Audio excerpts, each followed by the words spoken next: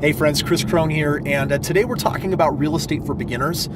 Real estate has a language to it, and if you understand some of the most important basic words and principles, it can help you understand how to make a lot of money.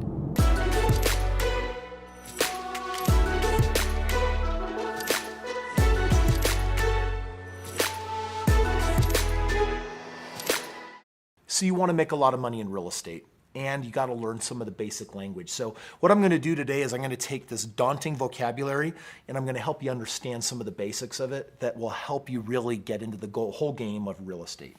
So what I've got is I've got some different words on the screen, and what I'm going to do here is I'm going to map out what they are and what they mean, and I think that'll be really helpful for you. So first of all, let's start with the most basic word up here. It's a home.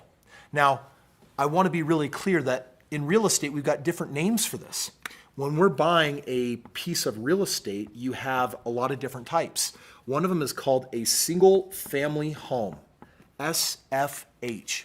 And you'll see that abbreviation if you look in the ads. Single family home just basically means this is a regular home that one person is meant to rent. Now, all of a sudden, if it is a home that is split and has two doors, they have a different name for it. It's called a duplex. Okay? And then, of course, if you have one home with a single door, but it's connected to a whole bunch of other homes just like it, it's probably called a condo or a townhouse. So for me, I specialize often in this whole game of single family real estate. So SFH, single family homes, right? So that's what we mean by home. Next, I want to talk about the word equity, and I want to talk about the word mortgage, okay? If I want to buy a home, and let's say this home is $150,000 US, then most people don't have $150,000 saved up in the bank. How are young people buying houses? Well, what they'll do is they'll go to a bank, they'll give the bank a little bit of money, and the bank will give them a mortgage. The mortgage is, and another name for that is a note. That's where the bank says, all right, we looked at your job history, we looked at the money you're making, we feel comfortable with you, we're actually going to give you a mortgage, which means we're going to lend the money you don't put up. So let's just say for a moment you put up the typical 3%, 5%, but for easy math today, we'll call it 10%. Let's say you came up with $15,000, then the mortgage would be for the difference. So 150 grand minus this 10% down as in down payment, would be the remaining balance of $135,000. So I put $15,000 of a down payment, and there was a $135,000 mortgage. Now that mortgage is going to come with an interest rate because the bank's going to say, we're not giving you our money for free. You got to pay that back over time plus interest. So the bank says, we're going to do a 6% interest rate. And you're thinking, okay, well, if I'm paying this back over 30 years and I've got that interest rate, they'll do some math and they'll tell you essentially what your payment's going to be. Let's just assume for this example that your payment is $800. Okay, that's just a guess out of the wild blue. This $800 is your mortgage payment. Okay, now we've got a home. It's a single family home. It's not a duplex, not a condo. It's not a triplex or multifamily. It's just a home with one door and a doorknob and a happy family inside their windows and a chimney like that. Now, let's say that you have this home and you decide we're not going to live there. We're going to rent it out. Another word for rent is lease. So we are going to lease the home. My mortgage is $800, but I might get my renters to pay $1,000 a month. My mortgage payment is $800. My rent payment or my lease is for $1,000 a month. So this is my rent payment, this is my mortgage payment, and the difference is that if you have to pay the bank $800 every month, but your renter gives you $1,000, there's some leftover money. How much? $1,000 minus $800 is $200. What do we call that? That's called cash flow, and cash flow is good. So you buy a property, and let's say all of a sudden that this house, I'm going to throw you a zinger. Now this house is worth $200,000. It's worth $200. You bought it for $150.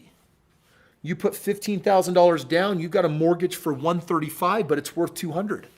Here's the question. How much equity does it have? What's equity? The equity is the difference between what it's worth and what you owe. So in this case, $200,000 minus the $135,000 is $65,000 of equity. Isn't this awesome? Aren't you learning this language? You can rewatch this video. These are the basics that you want to get really comfortable with. And literally in the beginning, just copy me. Just copy what I'm saying because I'm telling it to you the right way. Okay? So I have $65,000 of equity. You might say, but Kris, what about my $15,000 that I put down? That's now part of the equity because you would get this $50,000 out plus the $15,000 you put down. The equity represents the total amount between what it's worth and what's owed. By the way, when you do investment real estate, you're looking for equity and you're looking for cash flow. So I wanted to, teach you these basics so that you understand equity is a very good thing. Cash flow is a really good thing. Now, before we get to these two real quick, let's just do a quick summary on the story that we've told so far. This is a home. It is a single family home, single dwelling meant for one family. It's not a condo. It's not a townhome. And it's not a duplex, it's not a triplex, it's not multifamily. And this house, at the time, I bought it for $150,000. It was worth $200,000. I bought it because it had equity into it. Right there, I bought it. It had $50,000 of equity, $200,000 minus $150,000. But then I put $15,000 down to now have a mortgage of $135,000, and my total equity between what it's worth and what's owed now is $65,000. My mortgage payment is $800 a month, but I chose to rent it to somebody else. They're paying me $1,000 a month. That leaves $200 a month left over every month. That's called cash flow. Now, a couple more things that you'll want to know so you can tell the full story. This $800 a month, is that your PITI? What, Kris? Principal, interest, taxes, insurance. A bank will normally wrap all four of these core components into your mortgage payment. The reality is that your mortgage payment on this $800 might actually only be like $720.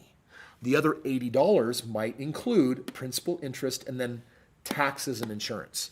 So your payment, when you make a payment every month, a part of it goes to principal. That means paying off this $135,000. A part of it goes to interest because the bank's got to make money. A part of it has to go to taxes.